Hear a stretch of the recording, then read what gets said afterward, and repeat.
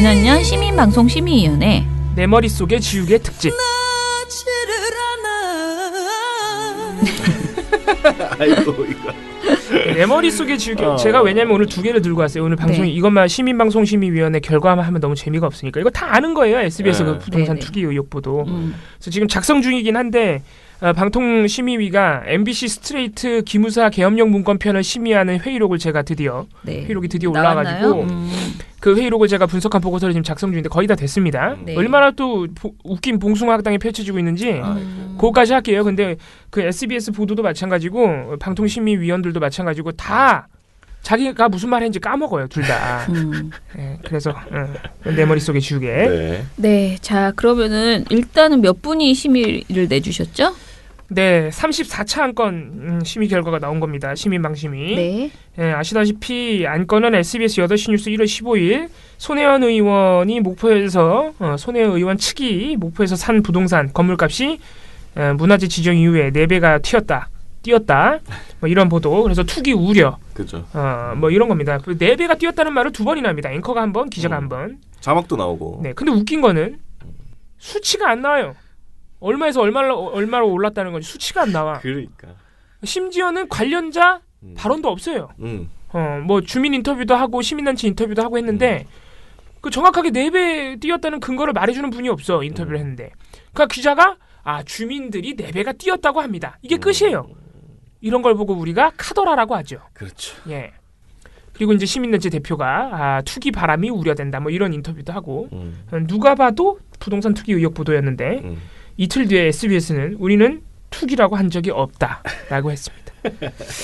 내 머릿속에 지우개예요. 네. 예, 이 보도에 대해서 1,432명의 시민들이 심의에 참여해 주셨고요. 사실 이게 SBS 보도 같은 경우 논란이 컸잖아요. 엄청 컸죠. 왜냐하면은 SBS가 어쨌든 간에 이게 이해 충돌, 국회의원의 이해 충돌이라는 초점에 맞춰서 보면 좋은 보도다, 할 만한 보도를 했다.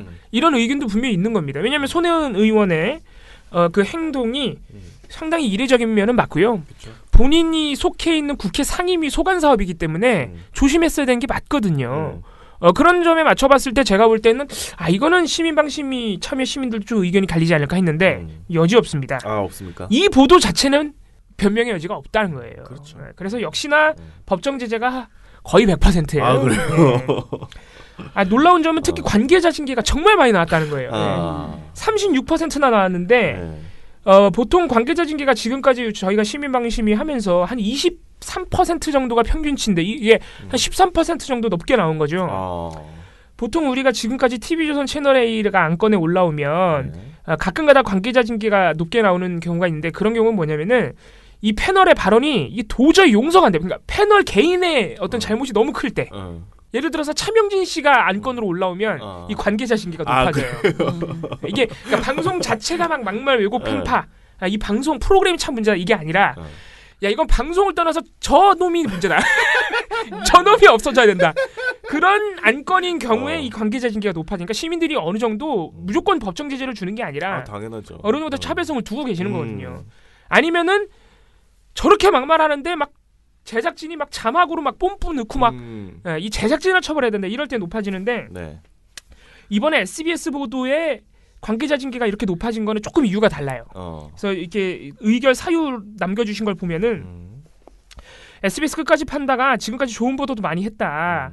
이번 보도가 문제가 크기 때문에 이번 보도의 관계자를 징계해야 된다. 이런 취지인 거예요. 네, 무슨 말인지 아시겠죠? 네.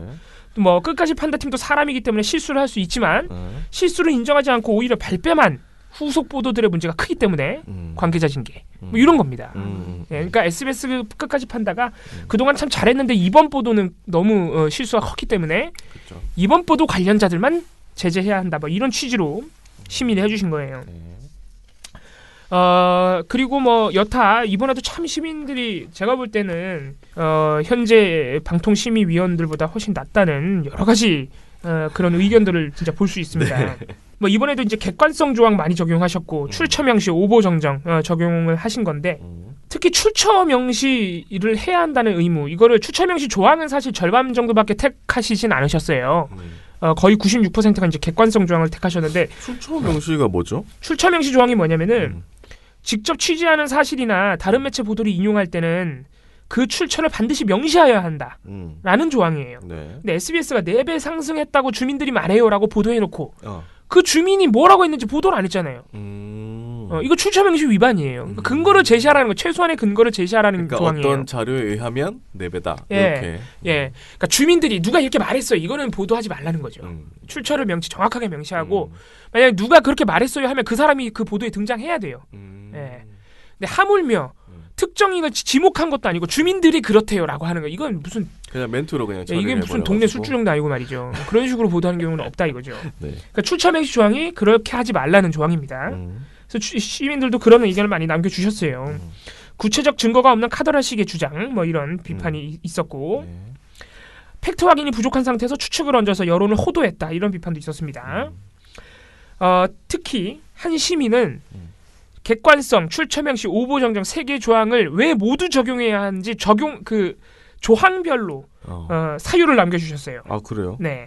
제14조 객관성은 SBS 보도를 보면 손 의원의 목포 부동산을 마치 서울의 아파트 한 두 채처럼 묘사를 해서 손 의원이 32평짜리 아파트 9채를 매입한 것처럼 오해하게 만들었다. 그러니까 객관성이 위반이다. 네.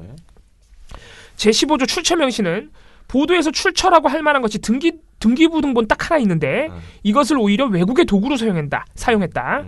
이 등기부등본은 우리가 안건으로 올린 보도에 나오진 않습니다. 다른 보도에서 나오는 것인데 이 등기부등본으로 아까 말했듯이 사실 손혜원 의원이 산 그 뭐 9채 나중에 22채까지 늘어납니다만 22채? 예. 그 등기부등본을 말하는 거예요. 네. 사실 그 22채가 엄밀히 따지고 보면 그냥 한두 채에 불과한데 마치 서울 아파트 막 32평짜리 9채 산 것처럼 오해를 하게 만들었다. 그 근거로 등기부등본을 사용하거든요. SBS가. 그거는 말씀하시는 겁니다. 네. 그러니까 이분은 안건으로 올라간 단일 보도가 아니라 전체적인 보도를 비판하신 거예요. 제17조 오보 정정. 목포 MBC 보도만 봤어도 자신들의 보도가 오보임을 알았을 텐데 정정하지 않고 다음 날부터 오히려 이해 충돌, 구매한 건물수가 증가했다는 프레임으로 바꿔버렸다라고 비판하셨습니다. 이 외에도 진짜 SBS가 새겨들어야 될 지적들이 많이 있습니다. 특히 반론 보장을 했어야 된다는 의견이 많았는데 이게 정말 시민 한 분 한 분이 다 비평하셔도 되는 그런 전문성을 지닌 거예요. 예를 들면 이런 겁니다. 한 시민이 이렇게 남기셨어요. 문화재로 지정되면 오히려 재산권 행사가 어렵다는 반론도 보장을 했어야 한다. 또 건물값이 4배 올랐다는 내용이 부풀렸다는 것을 스스로 정정했어야 한다. 이게 진짜 중요한 부분이죠. SBS가 그렇게 보도할 수 있는데 오히려 투기가 아니라 재산권 행사가 어렵다는 반론도 있으니까 그거를 취재해서 보도했어야 된다는 거예요. 네. 그리고 보도의 당사자인 손혜원 의원 측 의견을 철저히 배제한 보도이다라는 비판도 있었습니다. 이거 손혜원 의원은 지금도 그때도 보도 초기에도 그렇고 지금도 많이 서운해하고 있죠. 왜 자기한테 전화 안 하냐 이거예요. SBS도 초창기에 그렇다는 거죠. 그래서 맨날 남동생 그 손혜원 의원과 갈등 관계 있는 남동생 측만 자꾸 인터뷰하잖아요. 손혜원 의원 측이 그래서 비판을 많이 했죠. 뭐 전화는 했는데 뭐 그렇게 많이 반영은 안 된 것 같아요. 네, 반영도 잘 안 하고 아무튼 그런 상황인 겁니다. 또 하나의 지적은 SBS의 이러한 보도가 전파 사유화라는 지적들이 있었어요. 네. 한 시민은 무리하게 투기라고 못 받고 그것을 꿰맞추려는 뉴스를 하루에 무려 20분이나 방송한 적이 있는데 이거는 분명히 무리한 기획이다. 따라서 전파 사유화이다. 이렇게 지적을 하셨습니다. 네, 그래서 참 이런 의견들 하나하나 보면은 방통심의위보다 시민방심위가 좀 낫다. 네, 이런 생각도 많이 듭니다. 좀이 아니고 훨씬 낫네요. 네. 뭐 전파 사유하다 이것을 말하기 참 이게 애매하긴 한 게 그러면 손혜원 의원 보도가 무조건 SBS와의 전쟁이냐 이게 어떤 보도 가치가 없느냐라고 생각하면 좀 사실 단정적으로 말하기 어렵잖아요. 그런데 다만 이날 보도가 20분 이상 이렇게 20분 정도를 거의 이제 시작부터 계속돼서 이제 팔뉴스 시작하면서부터 내내 거의 절반 이상 한 거예요. 이 내용이 이제 나왔잖아요. 이제 그런 날은 이게 과연 이 사안의 그 가치만큼 이걸 보도했냐 아니면 SBS라는 회사와 뭐 손혜원 간의 무슨 전쟁을 펼치는 듯한 그런 느낌을 주면서 그때부터 이건 정상적인 언론사의 보도가 아니다라는 느낌이 이제 든 거죠, 시민들이. 그래서 이런 지적이 나왔다라고 생각을 해요. 이상한 자존심 싸움 같이 돼버려가지고 네네. 그냥 뉴스는 뉴스로 끝을 내야 되는데. 예. 네, 지금 가족사까지 파고 있잖아요. 이제 최근에는 좀 잦아들었는데 그러지 맙시다. 네. 상상해 보세요. 알아서 언론을 긴장하게 만들고 당신이 물어보면 궁금증을 해결해주고 어디서나 언론에 어떤 일이 일어나든 해결 방법을 모색하는 이것이 민원연이 우리의 삶을 더 쉽고 더 지혜롭고 더 나은 삶으로 만드는 방법입니다. 이제 당신이 사랑하는 일에 더 많은 시간을 쏟고 꿈과 열정을 추구할 더 큰 자유를 누리세요. 우리의 인생은 그래야 하니까요. 한 번도 느껴보지 못한 언론이 바로 선 사회, 민주언론 시민연합이 만들어갑니다. 자, 하나 더 해봅시다. 시민방송심의위원회 결산을 하는 그런 내용들 중에서 저희가 결산은 해드렸었고 네네. 제가 오늘 말씀드릴 거는 우리가 저번에도 한번 간단히는 말씀드린 적이 있는데 방심위가 MBC 탐사기획 스트레이트 7월 29일 방송을 네. 어떻게 심의했느냐 이게 의견 제시가 나왔어요. 근데 의견 제시가 어느 정도 수위냐면요. TV조선이 김정은 암살, 트럼프가 자기 전용차에다가 폭탄 설치해서 암살한다. 뭐 센토사섬 케이블카에서 저격해서 암살한다. 이런 방송이 무려 기각이 됐었어요. 기각이. 예. 그리고 뭐 고 노회찬 의원 시신이송 생중계 이게 노회찬 의견 의원 제시였어요. TV조선이 노회찬 의원 시신이송 생중계했을 때 그게 의견 제시였어요.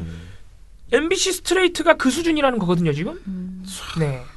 그럼 도대체 어떤 회의를 주고받았길래 의견 제시가 나왔느냐. 이거 보면은 이게 진짜 웃깁니다.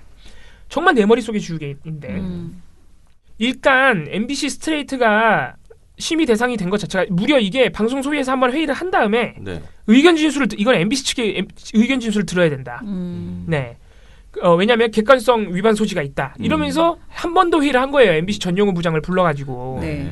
그리고 이제 의견 제시를 결정한 건데 이 1월 17일 있었던 그 의견 제시를 의결한 날의 최종 회의, 그러니까 MBC 전용우 제작부장이 출석한 날 그날의 회의인데.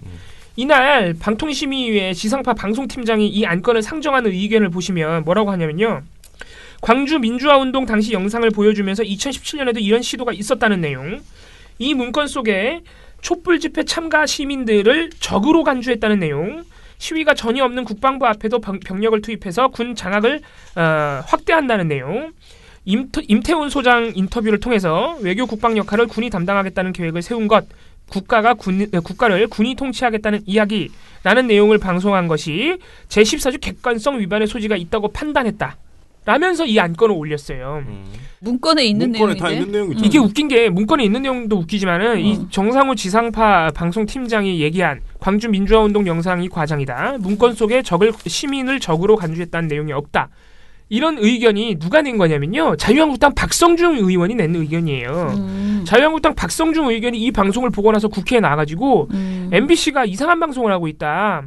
기무사 계엄령 문건에 없는 내용을 주장하고 있다. 광주 민주화운동을 괜히 영상을 끼워넣어가지고 시민들에게 공포감을 심어주고 있다. 이런 주장을 했거든요. 그러면서 내가 이거 방통심의의 심의를 넣겠다라고 얘기했어요.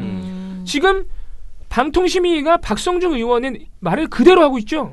박성중 의원이 냈나 보네. 박성중 그러니까, 의원이 낸 거를요.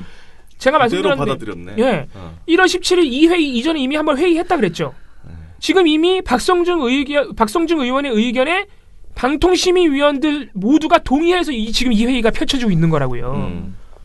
이거 정치심의가 아니고 뭐예요 이게. 자유한국당 심의죠. 예.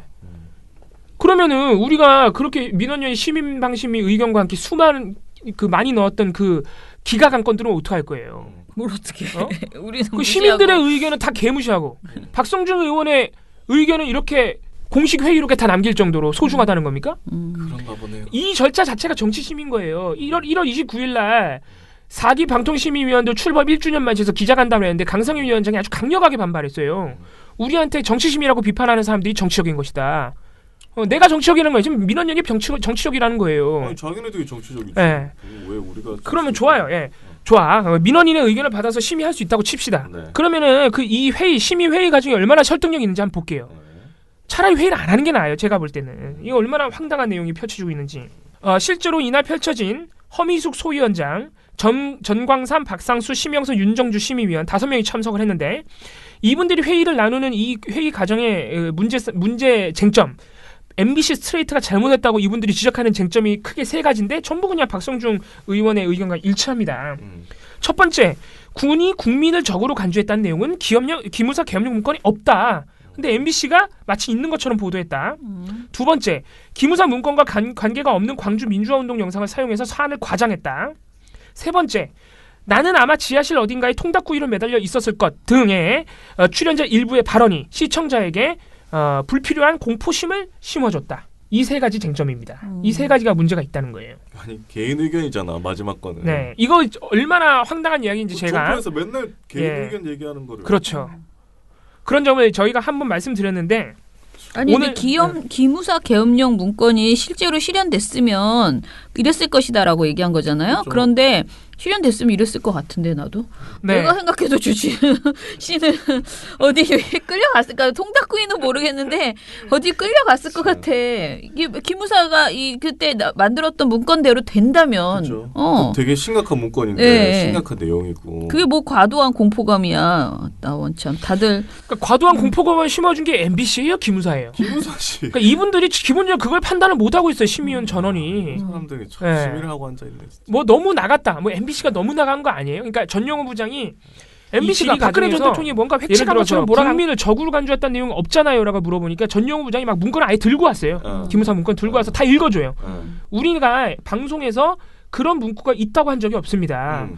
이러이러한 내용들은 사실상 국민을 적으로 본 것이다. 예를 들어서 그 특수부대인 707 부대를 막 어디로 파견해가지고 아니 군대 전부 다 출동하고 보니까 네. 뭐 강화문에 있는 사람들 다 군대로 밀어내고 뭐 맞아요. 이런 거잖아요. 네. 그 뭐야 그게? 막 전방에 북한 바라봐야 되는 특수부대들, 막 기계화 부대들 전부 막 광주 이런 데로 내려보내는 거, 특수부대 투입하는 거, 이런 거 국민을 적으로 본 것 아니냐? 우리 편으로 본 건 아니잖아. 그렇죠. 아니 그거 우리 편은 본 사람들한테 그 군대를 들이대나? 그러니까 전영호 제작부장이 아예 문구로 들고 가서 그걸 다 읽으니까 이 심의위원들이 그거에 반박을 못해요. 못하지. 반박을 못하니까 어떤 식으로 대응하느냐? 아이 그래도 그건 너무한 거 아니오. 1980년대랑 지금이 똑같지가 않은데 그런 일이 실제로 일어났겠어? 이런 식으로 대응하는 거예요. 야 이거는 거의 자유한국당에 그냥 똑같아요. 사주 받았다고 얘기해도 이거는 뭐 할 말 없네요. 방심이가. 실제로 이런 일이 일어났겠어요? 말이 안 되잖아요. 그러니까 전영호 부장이 너무 당황해가지고 그래서 우리가 놀라서 방송을 만든 겁니다. 그런 일이 일어날 수가 없는데 기무사가 그렇게 계획을 하고 문건을 만들어놨으니 얼마나 황당합니까? 아니 방심이 말대로 하면 TV조선 김미선 앵커가 트럼프가 김정은 암살할 거라고 한 얘기. 그건 진짜 근거가 없는 얘기죠. 그건 어떡할 건데? 그건 기각했어요. 뭐? 왜 기각했는지 아세요? 개인 의견이기 때문에. 단정적으로 얘기하지 않았기 때문에. 이런 식으로 심의하고 있는데 우리가 이거 정치 심의가 아니라고 할 수 있습니까? 진짜 대단하다. 가장 심각한 거는 자유한국당 추천의 전광삼 의원인데요. 이분이 전영우 보도제작부장이 계속 문건 내용을 토대로 반박을 하니까 말을 못해요. 그거에 대해서는. 그러니까 어떤 식으로 나오냐면은 MBC는 도대체 몇 년도에 살고 있습니까? 1980년과 박근혜 전 대통령 집권 시대가 상황이 유사하다고 보십니까? 이런 질문을 계속 반복해요. MBC가 5.18 민주화 운동이 다시 일어날 것처럼 마치 박근혜 정부가 그걸 획책한 것처럼 몰아간다. 이렇게 얘기를 해요. 그 전영호 부장이 그런 게 아니다. 1980년대 상황이 다시 일어날 것처럼 가정한 게 우리가 아니라 기무사다. 당연하지. 계속 문건을 토대로 반박하니까 뭐라고 얘기하냐면 정강삼 의원이 갑자기 박근혜 전 대통령은 2016년 12월에 이미 모든 걸 다 내려놨다. 그때 당시에 여당, 자유한국당과 소통하던 게 다 있다. 내가 그거를 여기서 말씀드리긴 좀 곤란한데 그 이후 탄핵 과정에서 MBC가 마치 다 내려놓은 박근혜 전 대통령이 계엄을 획책한 것처럼 얘기하고 있다. 시간이 좀 지나면 박근혜 전 대통령 그분이 그 당시에 어떤 결심을 하고 있었는지 다 나올 것이다. 그런데 기무사가 계엄을 획책했다? 그거는 말도 안 되는 소리다. 막 이런 얘기를 해요. 이게 정치 심의가 아니고 뭡니까 그럼? 예. 이게 왜 박근혜 이야기를 왜 하죠? 여기서 박근혜 전 대통령이 당시 여당 자유한국당하고 소통한 게 도대체 여기서 왜 나오냐고요. 그건 무슨 상관이야? 정치 상황이랑 무슨 상관이 이게 문건이 나왔는데 그 문건을 토대로 방송을 만들었는데.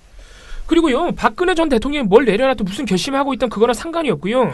진짜 MBC가 뭘 보도했냐면은 이때 기무사회가 왜 문제냐면은 심지어는 정광삼 의원이 박근혜 전 대통령은 기무사 문건하고도 아예 상관이 없는데 도대체 방송에 왜 나오는 거예요? 거잖아요. 막 이렇게 주장하거든요. 이분 방송 안 본 거예요. 안 봤지. 박근혜 대통령이 왜 등장하냐면요. 기무사 계엄령 문건의 피해자로 등장해요. 기무사 계엄령 문건 보면 대통령을 개무시해요. 그렇죠. 자기네들이 이거 그 계엄령 발동해가지고 군 투입시키고 막 군을 배치하고 이런 거는요 기무사의 역할이 아니에요. 합참에 할 일이에요. 합참이. 근데 기무사 그걸 다 한다고요. 심지어는 이렇게 각국의 계엄령을 내리면 각국의 다른 나라의 계엄령 내렸다는 걸 설득시켜야 되잖아요. 그런 거 대통령이 원래 해야 돼요. 군 통수권자고 외교를 대표하는 사람이니까 그걸 기무사가 해. 계엄사령관이에요. 그거를. 계엄사령관은 최고 책임자로 돼 있잖아요. 거기에. 그러니까 대통령을 개무시하는 거라고요. 그래서 MBC가 이거는 초유의 문건이다. 헌법을 위반하고 있다. 계엄을 해도 대통령이 군통수권자인데 심지어는 외교 대표의 권한까지 기무사가 뺏어갔다. 그래서 박근혜 대통령이 등장하는 거예요. 그런데 이분이 왜 박근혜 대통령이 상관없는데 등장시키냐고.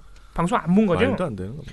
이분이 그러니까 지금 박근혜 전 대통령에게 뭔가 피해가 갈까봐 아주 전전긍긍하고 있는 거예요. 정치심이 누가 하고 있는지. 네. 그리고 이게 되게 웃긴 게 이분이 하도 전영훈 부장이 막 그 문건 내용을 토대로 얘기를 하니까 인정을 해요. 또 되게 웃긴 게 여기서 바로 내 머릿속에 주우개인데 계속 MBC가 없는 내용을 보도했다고 얘기하다가 전영훈 부장이 조목조목 다 문건 내용으로 반박을 하니까 그거는 그 양반들 기무사 그 양반들이 유사시를 대비해서 작전기획으로 세워놓은 것 아니냐. 지금 1980년대에서 40년이 지났는데 계엄을 선포할 수가 있다고 보느냐. 이런 식으로 얘기하는데 이분 계속 얘기하다 결국 인정하죠. 그러니까 기무사가 유사시에 작전기획으로 세워놓은 것이라고 스스로 인정을 해버려요. 그리고 또 계속 전영호 부장이 얘기를 하니까 그거는 기무사의 생각이다. 그러니까 기무사의 생각이니까 문제인 거예요. 네. 이렇게 그게 기무사의 계획이다. 그게 기무사의 생각이다라고 인정하는 순간 MBC 스트레이트는 심의 대상이 될 수 없어요. 당연하죠. MBC 스트레이트의 생각이 잘못됐다고 지네들이 심의 대상에 올렸잖아요. 근데 지금 그건 다 기무사의 생각이라고 심의하다가 인정을 해버리죠. 아니 MBC가 기무사 생각을 토대로 기무사 생각을 방송으로 만든 건데 네. 그거 심각하다고. 예. 그러니까 이분이 이런 얘기 정강삼 의원이 그런 얘기를 3번이나 해요. 기무사가 상정한 거죠. 그거는 기무사가 그런 의견이 낸 거죠. 기무사가 작전 계획 세워놓은 거죠. 이렇게 3번이나 인정하는 순간 이거는 심의 대상이 될 수가 없다고요. 애초에. 그리고 또 하나 웃긴 거는 계속 이분 주장이 뭐예요? MBC가 마치 1980년 상황이 다시 일어날 것처럼 과장했다. 지금 그런 시대가 아닌데 MBC는 도대체 어느 시대에 살고 있느냐 이런 식으로 계속 물어보잖아요. 그러니까 전용호 부장이 반복해서 계속 반박을 하죠. 우리 생각이 아니고 기무사 생각입니다. 계속 하니까 이분이 뭐라고 그러냐면은 그러면은 태극기 집회 참가했던 분들이나 촛불 집회 참가했던 분들이 정말 극한의 투쟁 상황으로 갔다고 했을 때 경찰력으로 국민적 저항을 치안을 확보하기 어려운 상황이 되면 어떻게 해야 한다고 보십니까? 그냥 내버려둬야 된다고 생각하세요? 라고 물어봐요. 이분 되게 위험한 분이네. 아니 이분은 이렇게 하면 안 될 것 같은데. 기무사에 가셔야 될 것 같아요. 이분은 여기 왜 방심해 계시지? 그러니까 방금 전까지 1980년대 상황이 다시 일어나지 않는다고 주장하던 분이 전영호 부장이 그 우리 생각이 아니고 기무사 생각이라고 얘기하니까 갑자기 말을 바꾸죠. 그러면은 진짜로 극단적인 저항으로 가면 내버려둬야 되냐고 반문하고 있는 거예요. 그걸 이 사람한테 물어보고 왜 어떻게? 그거랑 무슨 상관이야? 그러니까 진짜 심각해요. 심의를 할 수 MBC랑 없는 그거랑 분이에요. 무슨 상관이야? 그러니까 자기도 이거 말을 바꾼 게 너무 심했다고 생각해 또 말을 바꿔요. 물론 그런 폭력적인 사태가 나는 앞으로 일어나지 않을 것이라고 보는데 MBC가 지금 우리나라의 정치적 수준을 그 정도밖에 안 되는 것으로 보고 있다. 우리 시민들을 그 정도밖에 안 되는 것으로 보고 있다라고 또 MBC 전용호 부장을 비판해요. 아니 그거랑 상관이 없다고요. 아무튼 웃기는 겁니다. 진짜. 정강삼 위원이 또 웃긴 점이 계엄령을 기획한 기무사를 강력하게 옹호합니다. 이분이 뭐라 그러냐면은 전영호 부장한테 군대 장교로 갔다 오셨죠라고 물어봐요. TMI죠? 이건 또 뭐? 별거 다 한다. 이거 뭐 어떻게 알았대 또? 그러니까. 그러더니 이걸 물어본 이유가 뭐 특별한 건 아니고 이거예요. 아시다시피 군 내에서 정보는 기무사가 다 총괄하지 않느냐. 계엄령 관련한 거 이런 것도 다 기무사가 하는 거기 때문에 자기네들끼리 만들어서 대비 문건으로 만들어 놓은 것이다. 이렇게 얘기해요. 그러니까 전영호 부장이 계엄 시에 군 투입하고 하고 이런 것들은 기무사 업무가 아닙니다. 합참의 업무입니다라고 반박하니까 정강삼 의원이 뭐라 그러냐면은 이거 합참이 만든 문건이 아니잖아요. 기무사 문건이잖아요. 그러니까 별거 아니에요. 이 기무사 이 사람들 위험할 거 없어요라고 주장해요. 그러니까 아무 말이나 막 하는 거예요. 이제 논리가 안 되니까. 기무사가 왜 안 위험합니까? 이런 문건을 만들어 놓고 이 문건 때문에 국회에 가가지고 국방부 장관을 들이박은 사람들이 기무사예요. 그치. 엄청나게 위험한 사람들이죠. 아니 문건 얘기를 해야지 왜 이런 얘기를 그러니까 하고 문건은 있어? 얘기 못해. 왜냐면 문건 얘기가 나오는 순간 전용우 부장이 문건을 들어가서 읽어버려. 읽어버리면 이게 싸움이 안 돼요. 싸움이. 아니 근데 싸움이 안 되면 기각이지. 예. 왜? 그러니까 괜히 헛소리 하는 거예요. 박근혜 전 대통령이 2016년 12월에 다 내려놓으셨는데 왜 이런 방송을 만드셨어요?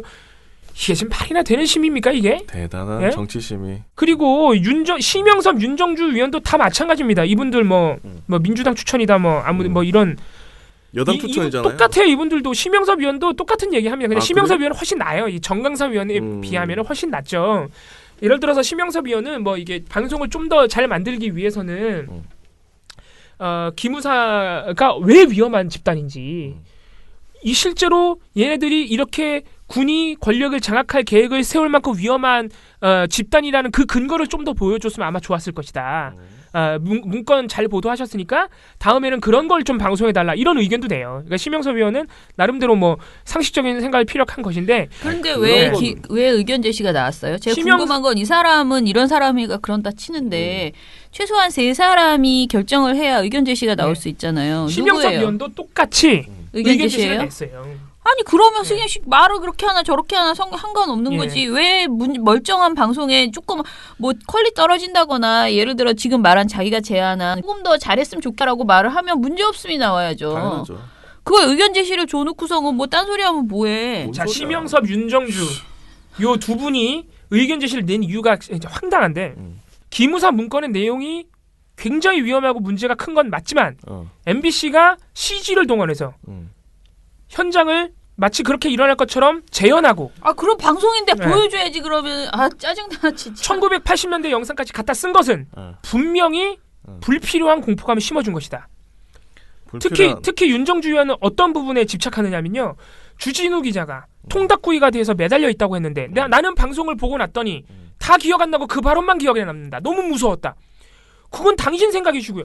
나는요 그 발언 생각 안 나. 나도 방송 다 봤는데 기무사가 얼마나 무서운 집단인지 기억나요. 나는 문건 내용이 얼마나 무시무시한지 기억난다고요. 저도 기무사 문건이 이 정도로 심각했구나 이 생각이 들더라고요.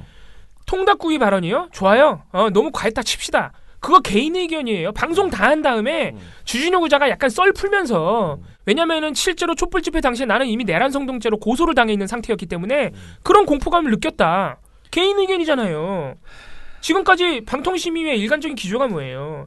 개인 의견은 기각했잖아요. 근데 왜 이것만 시민들의 시청자들의 공포감을 심어주는 발언이 됩니까? 그러면 사실상 지금 전원이 다 의견 제시를 냈다는 전원 소리잖아요. 정강삼 의원은 경고 줬어요. 주의 줬어요. 주의. 예. 아니 이거를 두고 참 답답하네요. 정치심이라고 우리가 얘기 안 할 수 있어요? 아니 우리가? 심영섭 윤정주 아니 그리고 솔직히 말해서 이 방송에 비해서 PD 수첩은 왜 못 들어갔어? 왜 또 못 잡았어? 이 방송 이 애초에 PD 수첩이 더 적나라하게 보여주거든요. PD 수첩이 이 두 부로 2회로 나눠가지고 거의 뭐 기무사 문건을 완전히 그래픽으로 보여줬어요. 그리고 1980년대 네. 계획과 똑같다는 것을 사실 PD 수첩이 이미 먼저 방송했어요. 예, 근데 그거는 못 잡고 왜 느닷없이 스트레이트를 가지고 그러니까 저는 이거는 주진우에 대한 지금 말하는 뭐 통닭구이 이거를 자꾸 문제 삼고 이렇게 얘기하는 것 자체가 저는 스트레이트를 완전히 지목해서 지금 이러고 있는 것이 하는 것이라는 생각밖에 안 드는 거예요. 저는 PD 수첩이 왜 심의 대상이 안 되고 스트레이트만 똑같은 내용인데 스트레이트만 제재 대상이 됐는지 그 이유를 알아요. PD 수첩을 자유한국당이 못 본 거예요. 그러니까 자유한국당이 방송을 못 보고 국회 나와서 얘기를 안 한 거예요. 심의를 안 는 거예요. PD 수첩 보면 굉장히 충격적이잖아요. 이게 여기는 짧아요. 짧으니까 이렇게 스킵 해가지고 그 느낌이 안 와. 근데 심지어는 PD 수첩은 그 당시에 어떤 그 군인들의 이야기, 장성의 이야기 이런 것들을 굉장히 실감나게 이 보면서 무서웠다. 이 문건이 우리가 보는 것과 진짜 그 장성들이 보면 이게 무슨 내용인지 확 한눈에 내가 어떻게 처리를 해야 되나 이 상황을 그걸 볼 수 있잖아요. 그러니까 어떻게 이런 걸 만들 수가 있냐. 이런 얘기를 굉장히 그분들의 목소리로 잘 정리를 했기 때문에 훨씬 더 리얼한데도 그게 더 무섭기는 통닭구이 이거 하나도 안 무서워요. 그렇죠. 그런데 난 이거 들으면서 좀 웃겼는데 무섭다기보다는 그냥 저 오바 이렇게만 생각하지 누가 그렇게 무서워해. 방송이 너무 진지하게 흘러가면 무거워지니까 이제 중간중간에 주진우 기자랑 김우성 배우가 그 썰을 풀어요. 그런 거를. 아니 이제 답답합니다. 우리 또 자유한국당 저기 관계자께서 여기 많이 듣지 않습니까? 그거 PD수첩 이제 또 심의 들어가겠네. 심의 드세요. 방통심의가 어떻게 하는지 한번 봅시다. 한번 봅시다. 이게 의견 제시니 PD수첩은 한 경고 나오겠네. 그러니까 한번 봅시다. 근데 제가 하고 싶은 얘기 뭐냐면요. 저 방통심의위원장께서 뭐 정치심의라고 지적하는 분들이 정치적이다. 다 좋습니다. 다 좋은데 심의 테이블에 올라온 안건만이라도 상식에 맞게 설득력이 있게 심의하세요. 지금 이런 식으로 심의하면서 정치 심의가 아니다? 이런 변명이 통하진 않아요. 심의에 올라온 대상을 심의한 이 내용들을 보면은. 자, 그러면은 저희 방송을 진짜 열심히 들으신다고 하는데 방통심의 여러분들이 제발 좀 우리의 분노를 전달해 주시기 바라고요. 또 이 심의위원들도 많이 들으신다고 전 들었거든요. 좀 제발합시다. 그 엔간하면 방송 좀 보고 심의하세요. 대충 보지 마시고. 우리보다 꼼꼼히 봐야 되는 거 아니에요? 심의위원들이면? 아니 근데 이거를 다 들으시면서도 그렇게 심의를 하세요? 참. 우리 언론은 지금 전쟁 중입니다. 매일 7천만 명을 죽음에 이르게 할 수도 있는 언론. 언론사 스스로를 죽이고 언론 소비자도 위험에 빠뜨릴 수 있습니다. 더 나은 언론을 위해 민주언론 시민연합